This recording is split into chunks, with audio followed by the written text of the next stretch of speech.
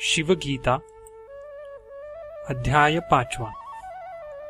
श्री सूत जी बोले, इसके उपरांत उस स्थान में एक सुवर्ण का बड़ा रथ प्रादुर्भूत हुआ, जिसकी अनेक रत्नों की कांति से सब दिशा चित्र विचित्र हो गई थी। नदी के किनारे की पंख में, जिसके चारों चक्र स्थित थे, मोतियों की झालर और सैकड़ों श्वेत छत्र से युक्त सुवर्ण के खूर मड़े हुए 4 घड़ों से शोभित मोतियों की झालर और चंदोवे से शोभायमान, जिसकी ध्वजा में वृषभ का चिन्ह था। जिसके निकट एक मत्त हस्तिनी चलती थी, जिस पर रेशम की गद्दियां बिछाई थी। 5 भूतों के अधिष्ठातृ देवताओं से शोभित पारिजात कल्प वृक्ष के फूलों की मालाओं से सज्जित, मृगनाभि से उत्पन्न हुई कस्तूरी के मद वाला कपूर और अगर धूप की उठी हुई गंध से भौरों को आकर्षण करने वाला, प्रलय काल के समान शब्दायमान अनेक प्रकार के बाजों से युक्त, वीणा वेणु मधुर बाजे और किन्नरों गणों से युक्त, इस प्रकार के श्रेष्ठ रथ को देखकर वृषभ से उतर शिवजी पार्वती सहित वस्त्र की शैया वाले उस रथ के स्थान में प्रविष्टित हुए। उसमें देवांगना श्वेत चमर और व्यजन के चलाने से शिवजी को प्रसन्न करने लगी। शब्दायमान कंकनों की ध्वनि और निर्मल मंजरी के शब्द, वीणा वेणु के गीत से मानो त्रिलोक पूर्ण हो गया। तोतों के वाक्य की मधुरता और श्वेत कबूतरों के शब्द से जगत शब्दायमान हो गया। प्रसन्नता से अपने फन उठाए हुए शिवजी के भूषण रूप शरीर में लिपटे सर्पों को देखकर करोड़ों मयूर प्रसन्न हो अपनी चंद्रका दिखाते हुए नृत्य करने लगे। तब शिवजी प्रणाम करते हुए राम को उठाकर प्रसन्न मन से दिव्य रथ में ले आए और अपने दिव्य कमंडलू के जल से सावधान हो आचमन कर रामचंद्र जी को आचमन कराए अपनी गोद में बिठाया। इसके उपरांत रामचंद्र जी को दिव्य धनुष, अक्षय तर्कस और महापाशुपतास्त्र प्रदान किया और रामचंद्र जी से बोले, हे राम, यह मेरा उग्र अस्त्र जगत का नाश करने वाला है। इस कारण सामान्य युद्ध में इसका प्रयोग नहीं करना। इसका निवारण करने वाला त्रिलोकी में दूसरा नहीं है। इस कारण हे राम, प्राण संकट उपस्थित होने पर इसका प्रयोग करना उचित है।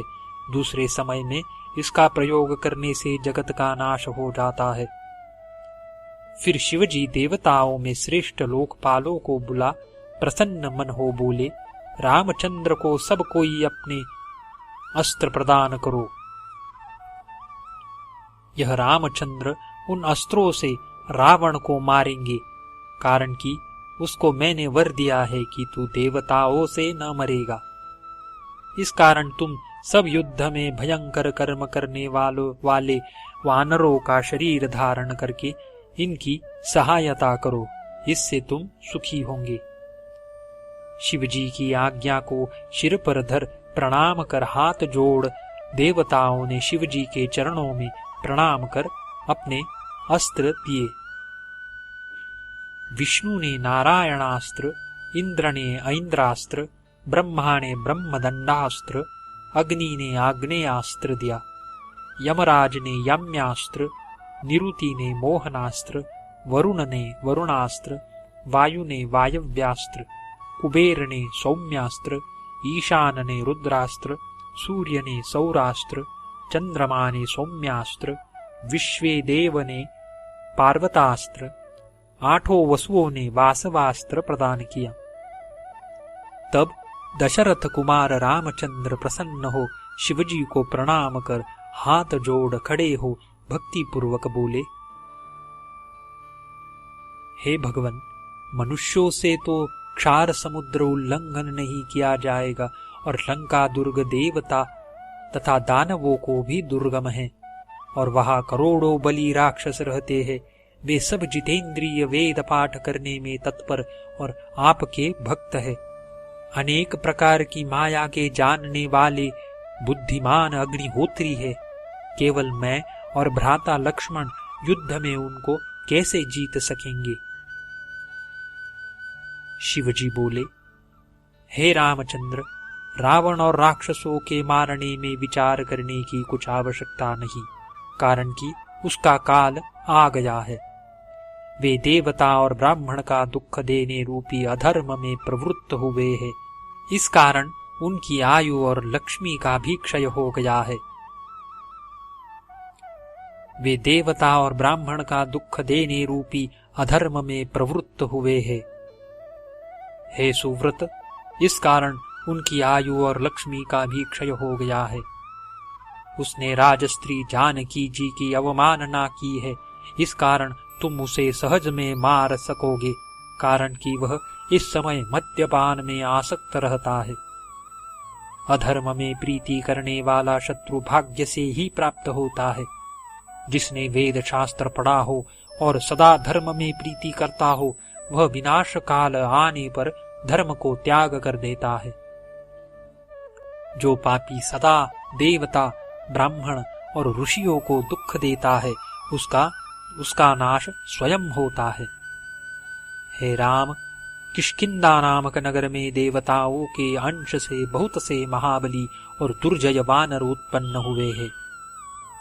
वे सब तुम्हारी सहायता करेंगे। उनके द्वारा तुम सागर पर सेतु बांधवाना। अनेक पर्वत लाकर वे वानर पुल बांधेंगे, उस पर सब वानर उतर जाएंगे। इस प्रकार रावण को उसके साथियों सहित मार कर वहां से अपनी प्रिया को लाओ।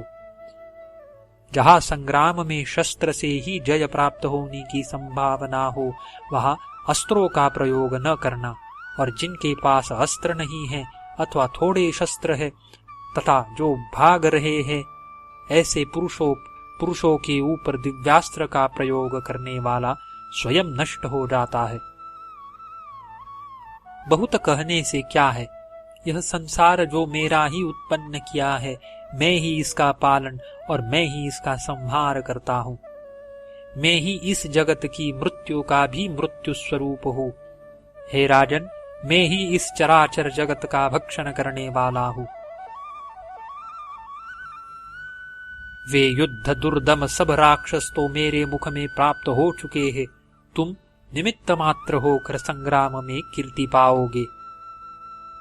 इति श्री पद्म पुराणे शिवगीतासूपनिषत्सु ब्रह्म विद्यायां योगशास्त्रे शिवराघव संवादे रामाय वरप्रदानं नाम पंचमोऽध्यायः। शिवगीता अध्याय 6वां।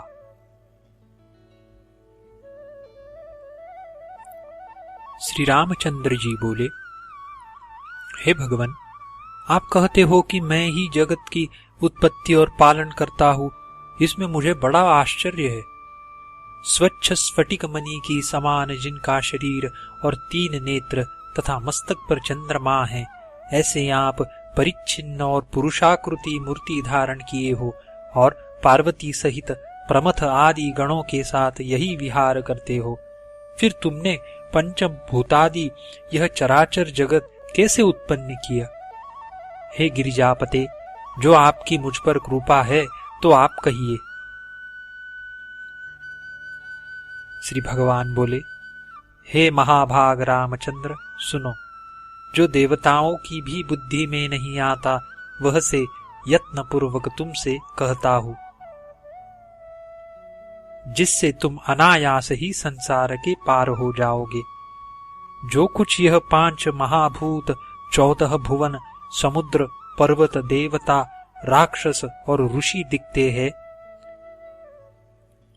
14 भुवन भू भुव स्वः मह जनः तपः सत्यम, यह 7 ऊपर के लोक, अतल वितल सुतल रसातल तलातल महातल और पाताल, यह 7 अधोलोक मिलकर 14 लोक हुए। तथा स्थावर जंगम गंधर्व प्रमथ और नाग दिखते हैं, यह सब मेरी ही विभूति है। प्रथम ब्रह्मादि देवता मेरा रूप देने के निमित्त मेरे प्रिय मंदराचल पर गए। प्रथम ब्रह्मादि देवता मेरा रूप देखने के निमित्त मेरे प्रिय मंदराचल पर गए। देवता हाथ जोड़ मेरे आगे स्थित हुए, तब मैंने देवताओं को लीला से व्याकुल चित्त जानकर उन ब्रह्मादि देवताओं का ज्ञान हर लिया। वे तत्काल ही ज्ञान रहित हो हमसे बोले, तुम कौन हो? तब मैंने देवताओं से कहा, मैं ही पुरातन हूं। हे देवताओं, सृष्टि से पहले मैं ही था, वर्तमान में मैं ही हूं और अंत में भी मैं ही रहूंगा। इस लोक में मेरे सिवाय और कुछ नहीं। हे सुरेश्वरों, मुझसे व्यतिरिक्त और कुछ वस्तु नहीं है। नित्य अनित्य भी मैं ही हूं तथा मैं ही पाप रहित वेद और ब्रह्मा का भी पति हूं। मैं ही दक्षिण उत्तर और पूर्व पश्चिम हूं। हे सुरेश्वरों, ऊपर नीचे दिशा विदिशा सब मैं ही हूं। सावित्री, गायत्री, स्त्री, पुरुष, नपुंसक, त्रिष्ठूप, जगति, अनुष्ठूप और पंक्ति छंद भी मैं ही हूं तथा मैं ही तीनों वेदों में वर्णन किया गया हूं। मैं ही सत्य स्वरूप, माया के विकास से रहित, सब प्रकार शांत, दक्षिणाग्नि, गार्हपत्य, आहवनीय तीन अग्नि स्वरूप हूं। गौ, गुरु में गुरुता, वाणी का रहस्य, स्वर्ग और जगत का पति मैं ही हूं। मैं ही सबसे ज्येष्ठ, सब देवताओं से श्रेष्ठ, ज्ञानियों में पूज्य, सब जलों का पति सागर मैं ही हूं। मैं ही अर्चा के योग्य, षड्गुण ऐश्वर्य संपन्न, तेज, स्वप्न और उसकी आदि वायु भी मैं ही हूं। मैं ही ऋग्वेद, यजुर्वेद, सामवेद और श्रेष्ठ अंगीरस अथर्ववेद हूं। मैं ही स्वयंभू हूं। भारतादि इतिहास, ब्रह्म पुराणादि पुराण, कल्पसूत्र, उनका प्रवर्तक बोधायनादि ऋषि, नाराशंसी नामक रुद्र तत्व के प्रतिपादक मुख्य तत्व की प्रतिपादन करने वाली गाथा, उपासना कांड, उपनिषद, यह सब मैं ही हूं।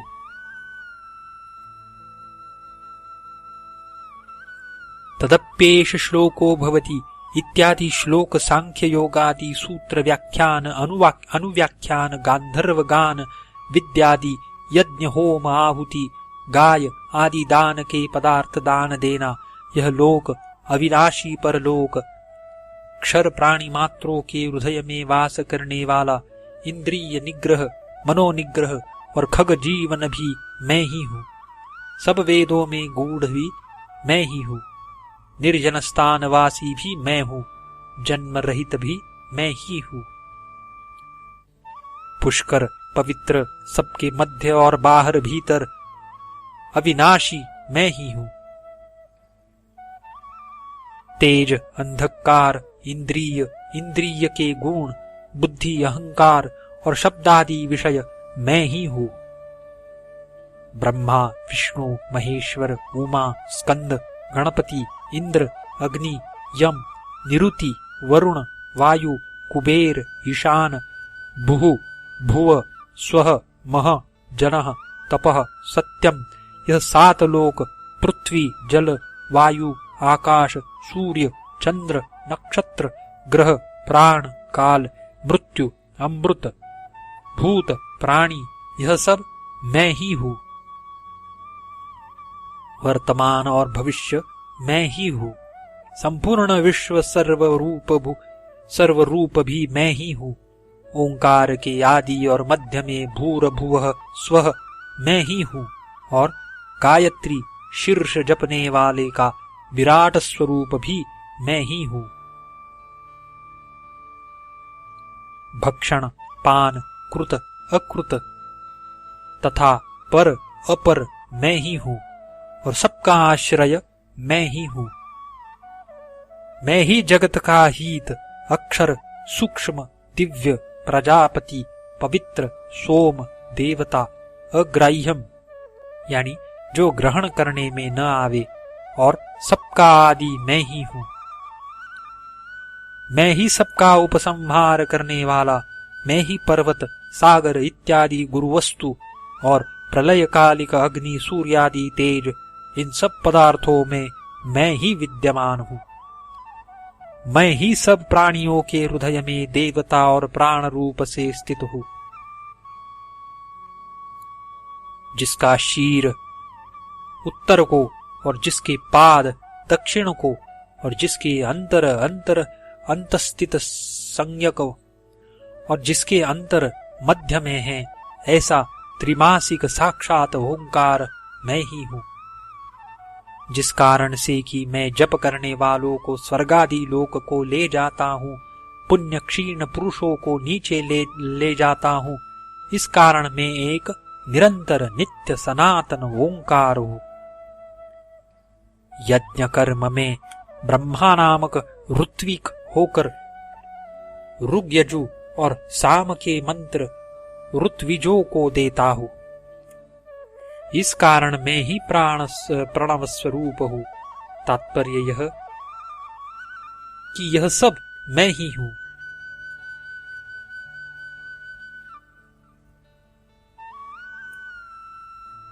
जैसे घृत तैलादि स्नेह द्रव्य मांस पिंड में व्यापित होकर भक्षण करने वाले की सब देह को व्याप्त करते हैं, इसी प्रकार सब लोकों में अधिष्ठान रूप से व्याप्त होकर मैं सर्वव्यापी हूँ। ब्रह्मा, हरि और दूसरे देव भी मेरा आदि और अंत नहीं जानते, इस कारण से मैं अनंत हूँ। गर्भवास, जन्म, जरा, मृत्यु से भरे संसार सागर से मैं भक्तों को तारता हूँ, इस कारण मेरा नाम तारक है। जरायुज, स्वेदज, अंडज, उद्भिज, इन 4 प्रकार के देहों में मैं जीव रूप से वास करता हूँ और इनके हृदयाकाश में सूक्ष्म रूप होकर वास करता हूँ, इससे मैं सूक्ष्म कहा जाता हूँ। महाअंधकार में मग्न हुए भक्तों को उद्धार करने के निमित्त बिजली की समान दीप्तिमान निरुपम तेज रूप प्रकट करता हूँ, इस कारण मैं विद्युत स्वरूप हूँ। जिस कारण से कि मैं एक ही लोकों को उत्पन्न और संसार करके लोकांतर में पहुंचाता हूँ और ग्रहण करता हूँ, इस कारण से मुझे स्वतंत्र और एक ईश्वर कहते हैं। प्रलय काल में कोई दूसरा स्थित नहीं रहता, केवल मैं ही 3 गुणों से परे स्वयं ब्रह्म रुद्र स्वरूप सब प्राणियों को अपने में लय करके स्थित होता हूँ।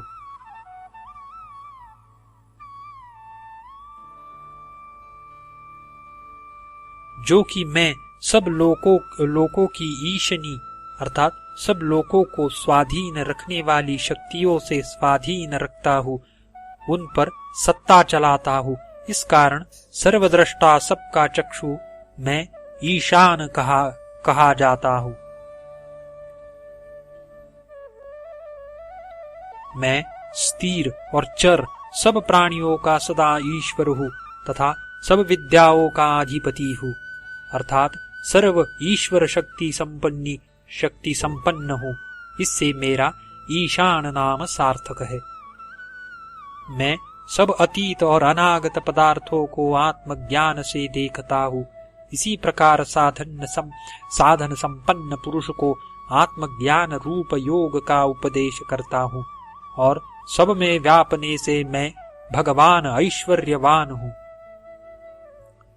मैं निरंतर सब लोकों की उत्पत्ति, पालन और संहार करता हूँ, इस कारण मुझे महेश कहते हैं।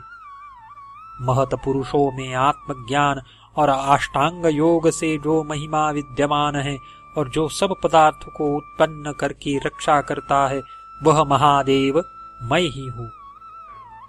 मैं ही श्रुति प्रतिपादित एक देव संपूर्ण दिशाओं में वर्तमान हूँ। मैं ही सबसे प्रथम गर्भ में वास करने वाला, गर्भ से निकलने वाला और पीछे उत्पन्न होने वाला हूँ। मैं ही संपूर्ण लोक हूँ और सब दिशाओं में मेरा ही मुख है। सर्वत्र मेरे नेत्र, सर्वत्र मेरा मुख, सर्वत्र मेरी भुजा और सर्वत्र मेरे चरण हैं। मैं ही भुजा और चरणों से स्वर्ग और भूमि को उत्पन्न करता हूँ। केश के अग्रभाग की समान सूक्ष्म रूप हृदय में रहने वाला विश्वव्यापक स्वप्रकाश श्रेष्ठ आत्म स्वरूप मैं ही हूँ। मुझे जो चतुर पुरुष तत्वमस्यादि वाक्यों के ज्ञान से ऐसी उपाधि त्याग कर जीव और ब्रह्म को एकता से देखते हैं, अर्थात एक स्वरूप जानते हैं, वही निरंतर मोक्ष को प्राप्त होते हैं, दूसरे नहीं। सीपी में जो रजत बुद्धि है यह भ्रम ही है, परंतु रजत के भ्रम का आधार शुक्ति यथार्थ है। उसी प्रकार मेरे स्वरूप में भासने वाला जगत मिथ्या है, परंतु उसका आधार मैं सत्य हूँ तथा एक रूप हूँ। मैं ही यह पंचभूतात्मक जगत धारण किए हूँ। ऐसे मुझे ईश्वर के स्वरूप में जो विवेक करेगा उसको अनंत शांति अर्थात मुक्ति की प्राप्ति होगी। प्राण का ही अंतर्गत मन है, वहाँ क्षुधा, पिपासा और तृष्णा रहती है। इससे शुभाशुभ फल प्राप्ति का कारण जो धर्म अधर्म है, उसके भी कारण विषय तृष्णा को छिन्न कर निश्चयात्मक बुद्धि मुझ में अंतःकरण लगाकर जो मेरा ध्यान करते हैं, उनको निरंतर शांति और मोक्ष सुख प्राप्त होता है, दूसरों को नहीं। जहाँ वीणा की गति नहीं, जहाँ मन नहीं पहुंच सकता, इस प्रकार आनंद ब्रह्म रूप मेरे जानने वाले को कहीं से भय प्राप्त नहीं होता।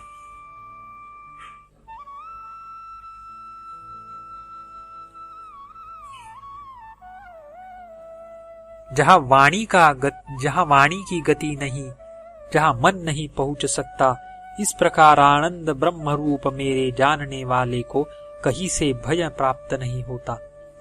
इस कारण देवता मेरे वचन जो कि आत्म स्वरूप ज्ञान के देने वाले हैं, सुनकर मेरा नाम का जप करके मेरे ही ध्यान परायण हुए। देहांत में वे सब मेरे सायुज्य को प्राप्त होंगे। जो कुछ ये पदार्थ दिखते हैं, यह सब मेरी ही विभूति है। यह सब वस्तु मुझ ही से उत्पन्न है और मुझ ही में प्रतिष्ठित है और अंत में मुझ में ही लय हो जाती है। मैं ही अद्वय ब्रह्म हूँ। मैं ही सूक्ष्म से भी अति सूक्ष्म, महान से भी महान। मैं ही विश्वरूप, निर्लेप, पुरातन पुरुष, सर्वेश्वर, तेजोमय और शिव रूप हूँ। मेरे हस्त चरण नहीं और सब कुछ कर सकता हूँ। मेरी शक्ति किसी के ध्यान में नहीं आती।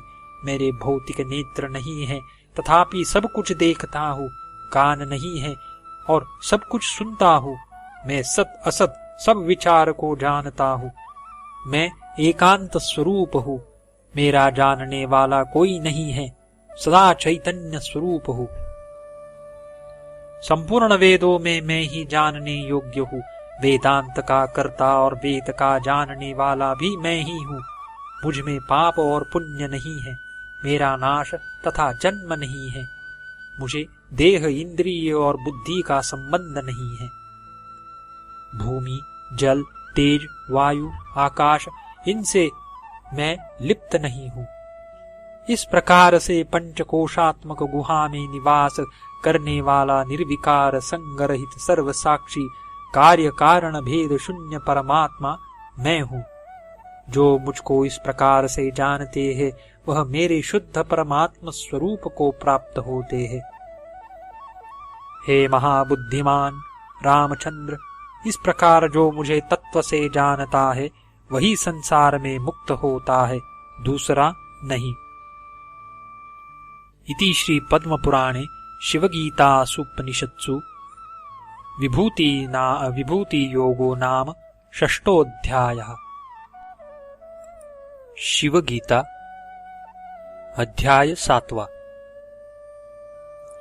श्री रामचंद्र बोले, हे भगवन, जो कुछ मैंने प्रश्न किया है वह तो उस प्रकार ही स्थित है।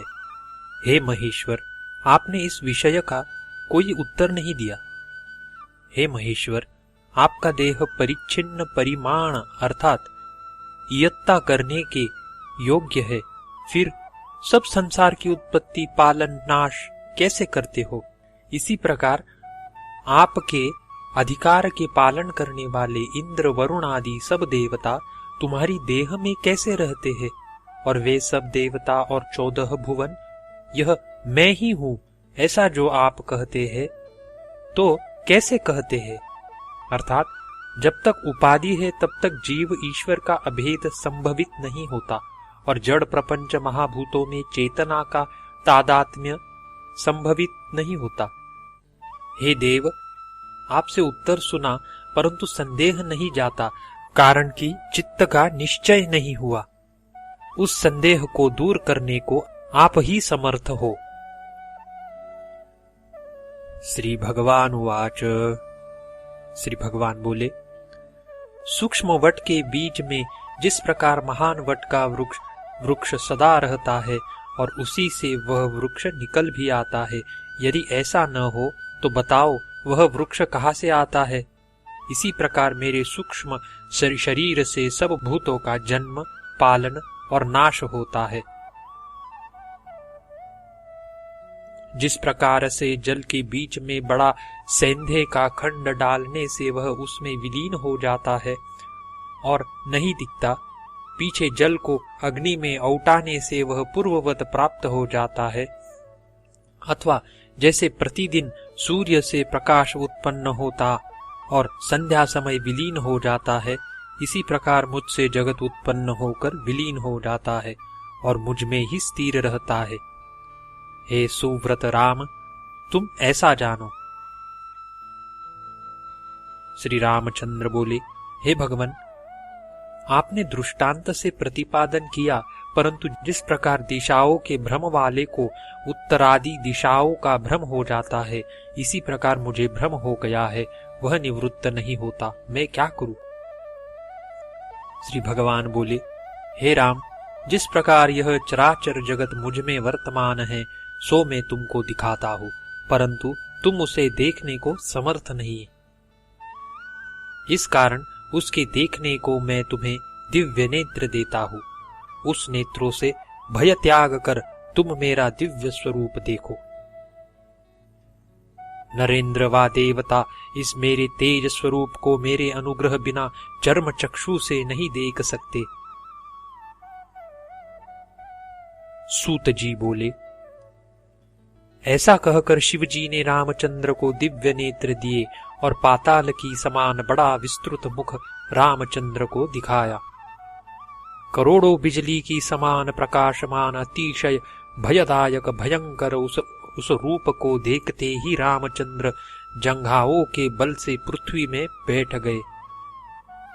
प्रणाम और दंडवत करके शिवजी को बारंबार प्रसन्न करने लगे।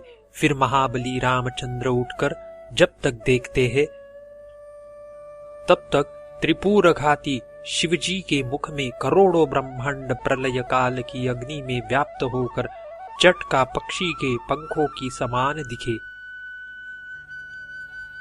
सुमेरु, मंदराचल, विंध्याचलादि पर्वत, 7 समुद्र, चंद्र सूर्यादि सब ग्रह, 5 महाभूत और शिवजी के साथ आए हुए सब देवता, वन, बड़े सर्प, 14 भुवन, इस प्रकार रामचंद्र ने प्रत्येक ब्रह्मांड को देखा।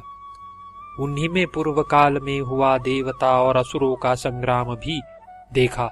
विष्णु के 10 अवतार और उनके कर्तव्य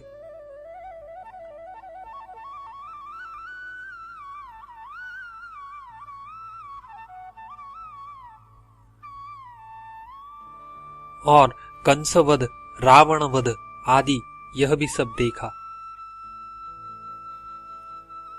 युद्ध में देवताओं की पराजय, शिवजी का त्रिपुरासुर को मारना, इसी प्रकार उत्पन्न हुए संपूर्ण जीवों का लय देखकर रामचंद्र भयभीत हो बारंबार प्रणाम करने लगे। यद्यपि रामचंद्र को तत्वज्ञान भी हो गया था, तथापि भयभीत हो गए। तब उपनिषदों का सार और अर्थ रूप वाणी से शिव जी की स्तुति करने लगे। श्री रामचंद्र बोले, हे विश्वेश्वर, हे शरणागत दुखनाशक, हे चंद्रशेखर, प्रसन्न होइए और संसार के भय से मुझे अनाथ की रक्षा कीजिए।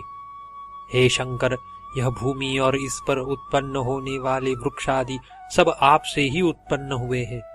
यह सब नित्य तुम में ही स्थित रहते हैं। हे शिव, अंत में यह सब तुम में ही स्थित हो जाते हैं।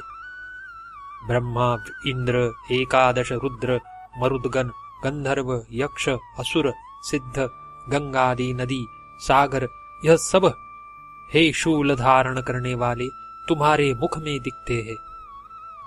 हे चंद्रमौले, तुम्हारी माया से कल्पित हुआ यह विश्व तुम्हारे ही स्वरूप में प्रतीत होता है।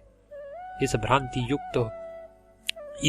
भ्रांति युक्त होकर पुरुष इस प्रकार से देखते हैं जिस प्रकार से शुक्ति में रजत का और रस्सी में सर्प का भ्रम उत्पन्न होता है। वह भ्रांति वैसे नहीं है। यह जैसी भ्रांति होती है वह पदार्थ अन्यत्र सिद्ध होता है और नहीं भी होता, जैसे शुक्ति में रजत की भ्रांति हुई, परंतु रूपा पदार्थ दूसरे स्थान में विद्यमान है। तैसे यह जगत तुम्हारे स्वरूप से बचकर अन्यत्र नहीं दिखता। इसी से लोग इसको शुक्ति का रजवत भ्रम मानते हैं। आप अपने तेज से सब जगत व्याप्त और प्रकाश करते हो। हे देव देव, आपके प्रकाश के बिना तो यह जगत क्षण मात्र में अदृश्य हो जाए। जो पदार्थ थोड़े आश्रय वाला है वह बड़े पदार्थ को धारण करने में समर्थ नहीं होता। जिस प्रकार एक अणु विंध्याचल को धारण नहीं कर सकता और तुम्हारे मुख मात्र में यह सब जगत दिखता है, यह सब आपकी माया है, वास्तविक नहीं, ऐसा मुझे निश्चय है।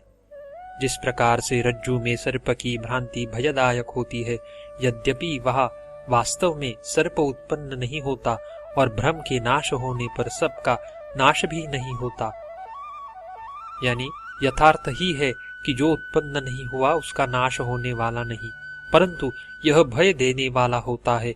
इसी प्रकार तुम्हारी माया से जिसको अस्तित्व प्राप्त हुआ है, ऐसा यह जगत मिथ्या भ्रांति के कार्य को सत्य उत्पन्न करता है। जो यह तुम्हारा शरीर जगत का आधारभूत दिखता है, यदि विचार दृष्टि से देखा जाए तो भी यह अज्ञान दृष्टि की कल्पना है, कारण कि तुम सच्चिदानंद रूप और सर्वत्र पूर्ण हो। ऐसा है तो कर्म कांड प्रतिपादक सर्वश्रुति व्यर्थ हुई, पर ऐसा नहीं। यज्ञ, इष्टापुरत, दान, अध्ययनादि कर्मों का फल तुम कर्ता को देते हो। यह कर्म कांड पर विश्वास रखने का प्रमाण है, परंतु महापुण्यों के उदय से जब ब्रह्म का साक्षात्कार होता है और यह सब प्रपंच तुमसे अभिन्न दिखने लगता है, तब तुम क्या कर्मों का फल देते हो? अर्थात नहीं देते। तब कर्मकांड प्रतिपादक कथा असिद्ध हो जाती है। ज्ञानहीन अविचारी पुरुष ही पूजा, यज्ञ आदि बाह्य कर्मों से शिव संतुष्ट होते हैं, ऐसा कहते हैं, परंतु यह ठीक नहीं, कारण कि जो अमूर्त, परिमाण रहित और अनंत है उसको भोग की इच्छा नहीं होती।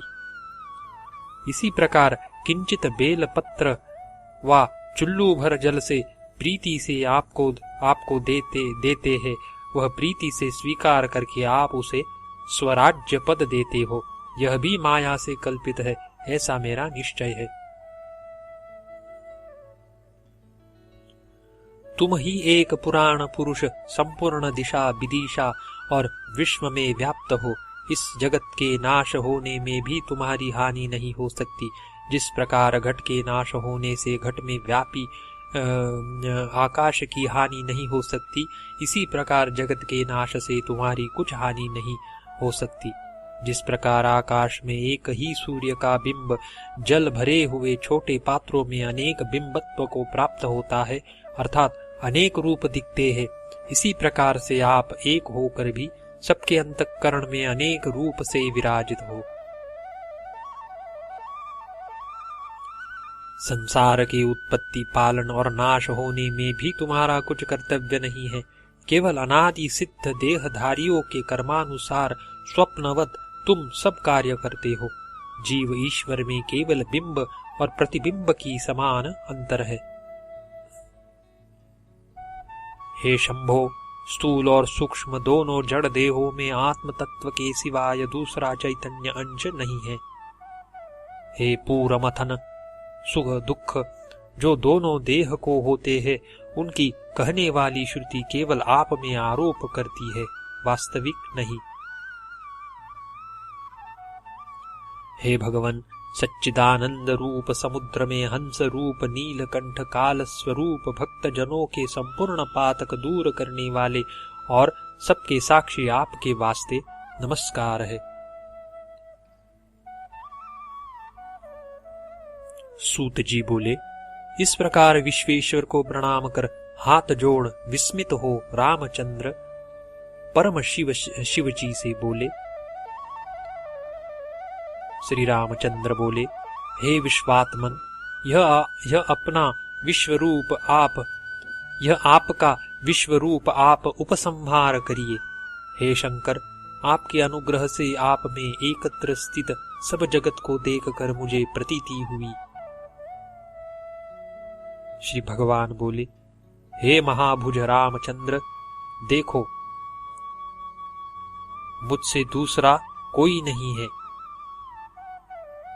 श्री सूत जी बोले, ऐसा कहकर शिव जी ने अपने देह में से देवतादिकों को गुप्त किया, अर्थात विश्वरूप छिपा लिया। आंख खोल फिर जो रामचंद्र प्रसन्न होकर देखते हैं, इतने ही समय में पर्वत के श्रृंग पर व्याघ्र चर्म पर स्थित पंचमुख नीलकंठ त्रिलोचन शिव जी को देखा। जो व्याघ्र चर्म का वस्त्र ओढ़े, शरीर में विभूति लगाए, सर्प के कंकण पहने, नाग का यज्ञोपवीत धारे, व्याघ्र चर्म का ही वस्त्र ओढ़े, बिजली की समान पीली जटा धारे, मस्तक पर चंद्रमा धारे, श्रेष्ठ भक्तों को अभय देने वाले, चार भुजा शत्रुनाशक परशा धारण किए, मृग हाथ में लिए, सब जगत के पति शिवजी को देख उनकी आज्ञा में मन लगाए प्रणाम करके श्री रामचंद्र जी स्थित हुए। तब शिवजी रामचंद्र जी से बोले, जो तुम्हारे पूछने की इच्छा है वह तुम सब पूछो। हे राम, मेरे सिवाय दूसरा कोई तुम्हारा गुरु नहीं है। इति श्री पद्म पुराणे शिवगीतासूपनिषत्सु ब्रह्म विद्यायां योगशास्त्रे शिवराघव संवादे विश्वरूप दर्शनम नाम सप्तमोऽध्यायः। शिवगीता अध्याय 8वां।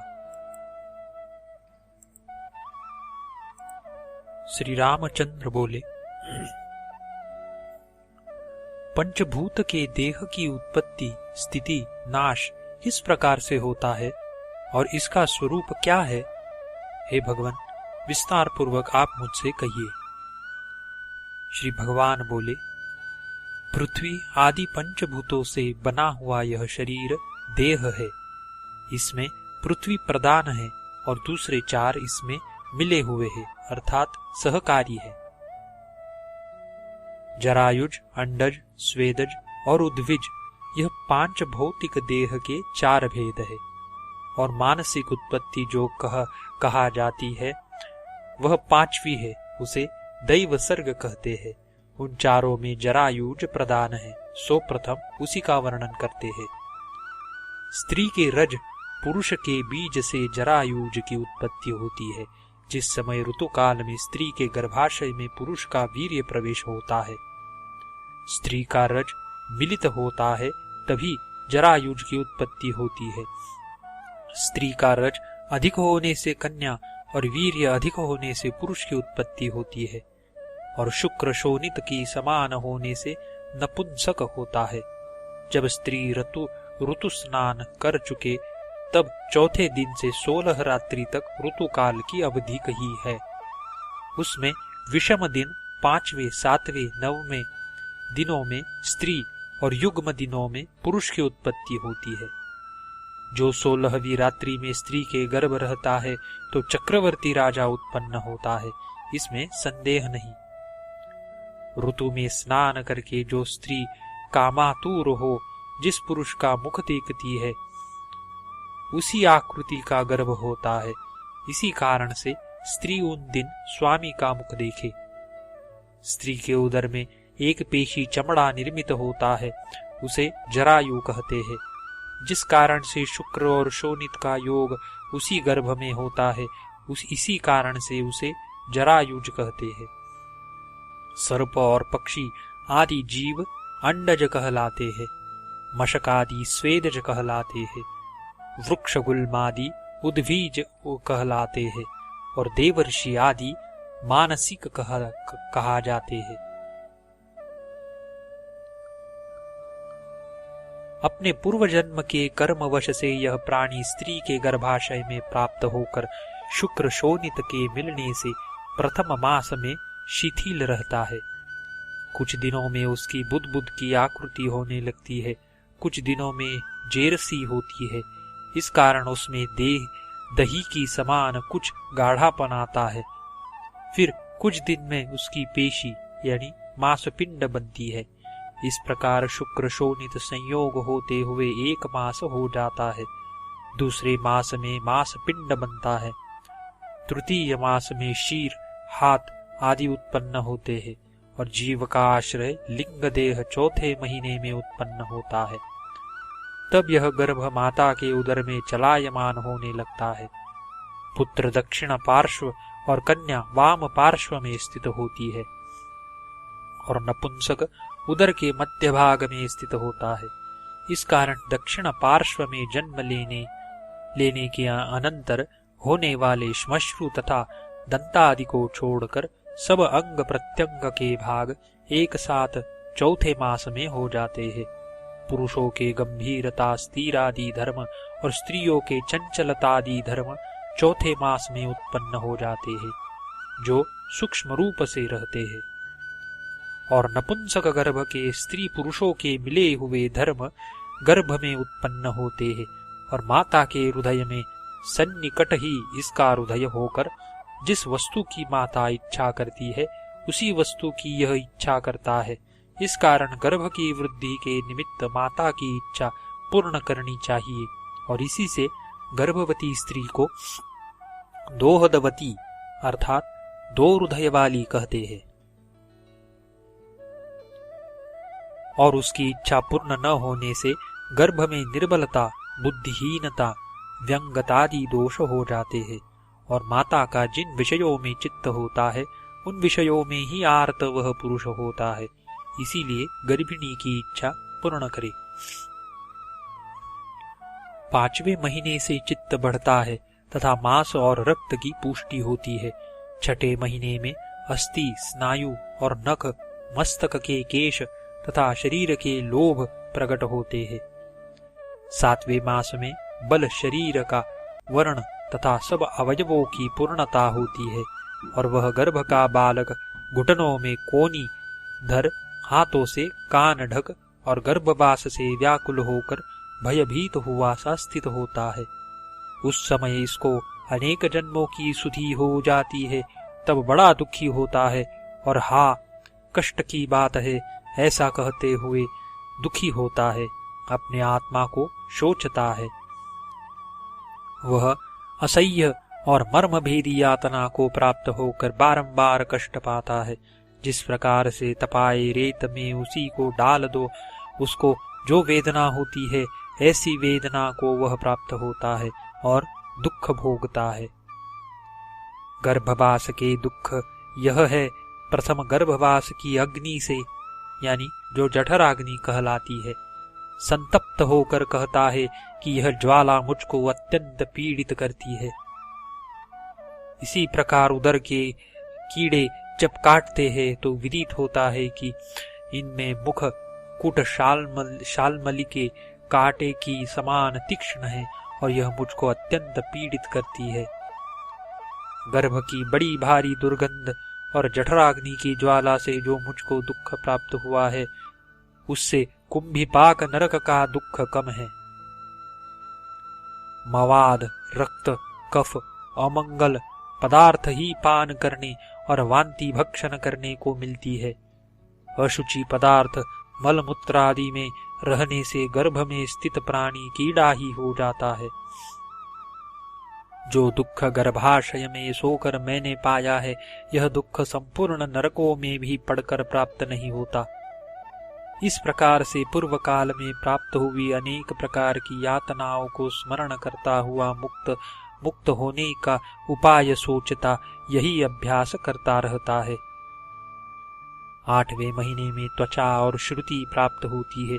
इसी प्रकार ओज इंद्रिय शक्ति और तेज शरीर के आरंभ करने हारे तथा धातु परिणाम से होने हारे हृदय के तेज जो जीवन के मुख्य कारण है, वह प्राप्त होते हैं।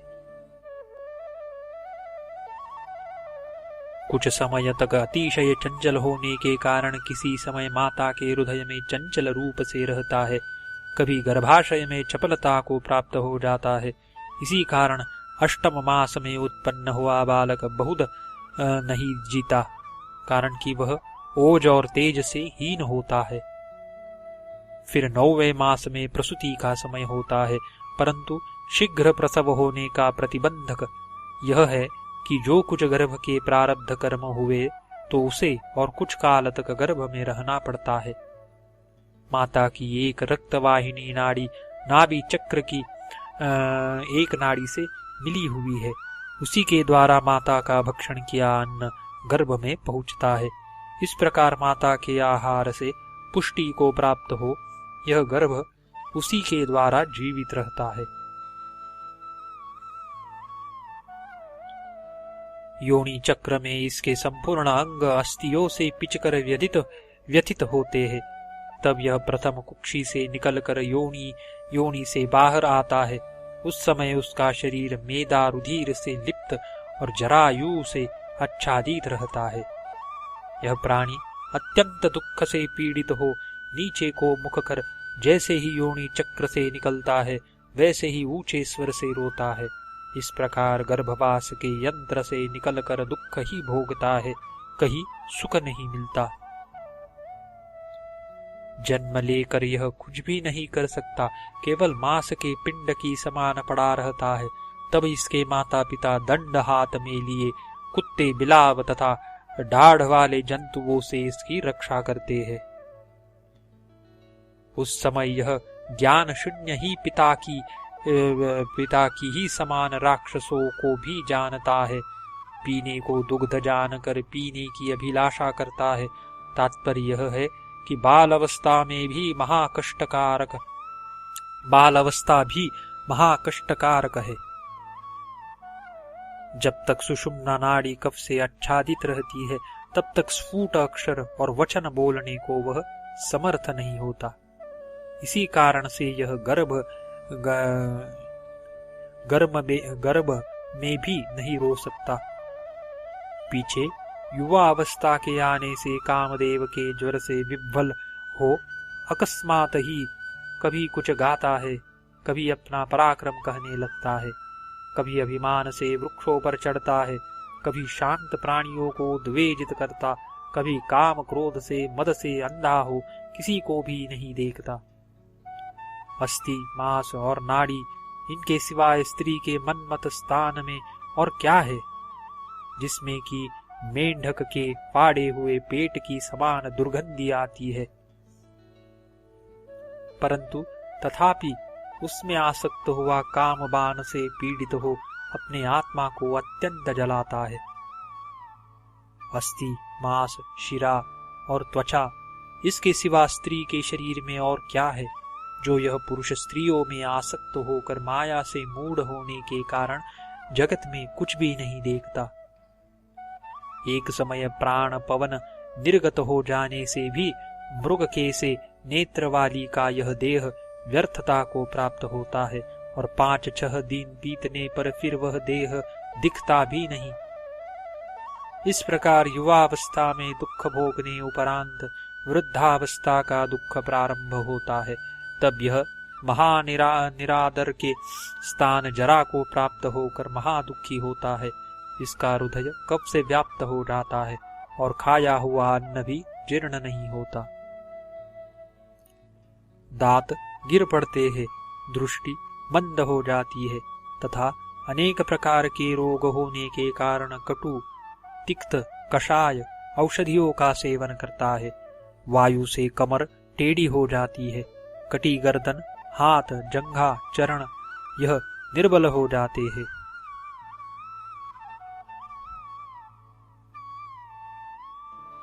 तब सहस्त्रों रोग इसके शरीर में लिपट जाते हैं, बंधु तिरस्कार करते हैं। तब यह पवित्रता रहित ही मल से व्याप्त शरीर होने के कारण नखशिका पर्यंत सब शरीरों से संतप्त होता है, तथापि ईश्वर का ध्यान नहीं करता और शय्या, श्रेष्ठ भोजन आदि दुर्लभ भोगों का ध्यान करता हुआ स्थित होता है। इसके हाथ पैर कांपने लगते हैं, सब इंद्रियों की शक्ति कुंठित हो जाती है और कोई सामर्थ्य न रहने के कारण बालक भी इसकी हंसी करते हैं।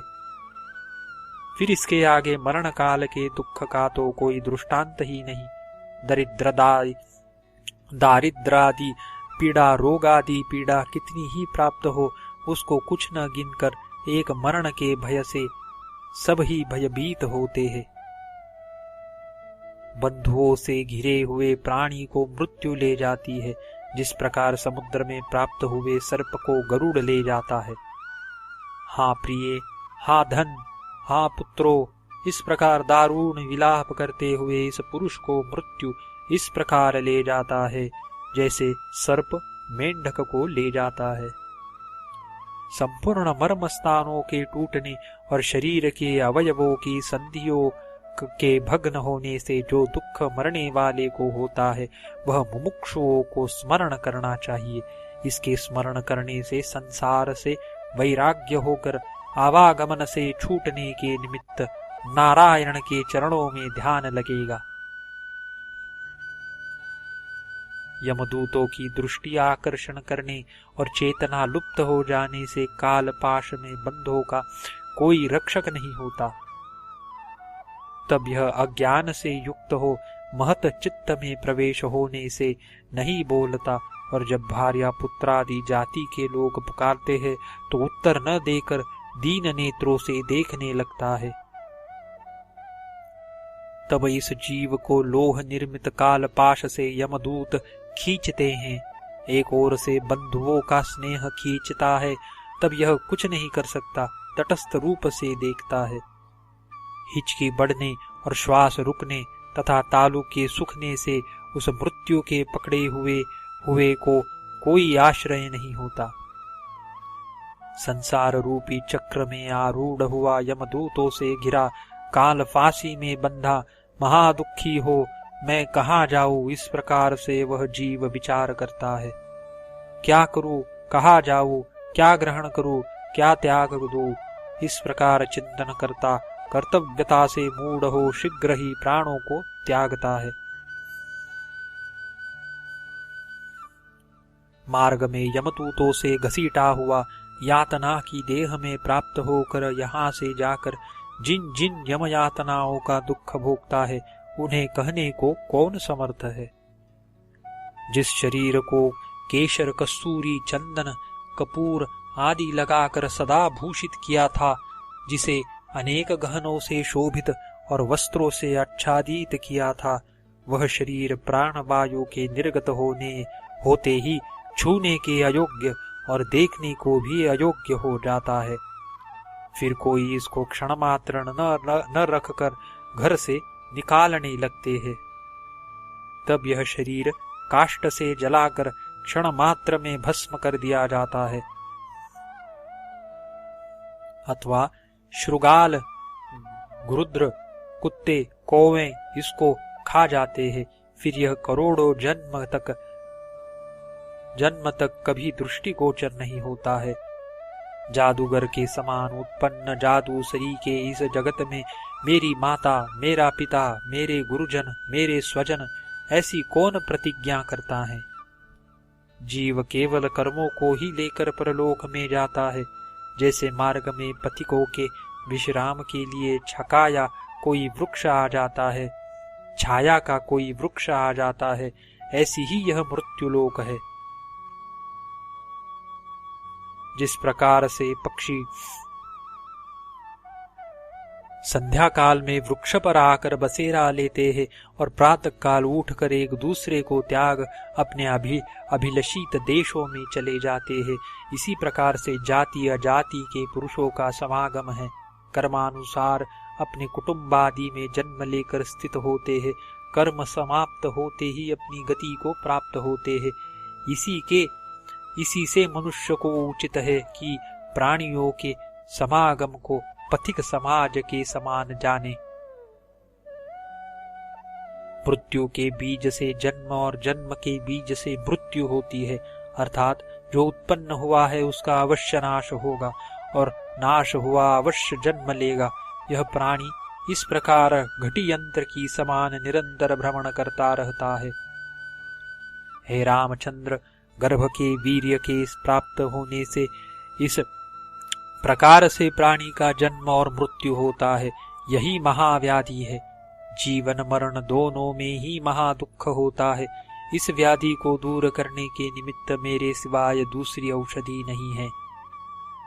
इस कारण मेरा भजन करना योग्य है।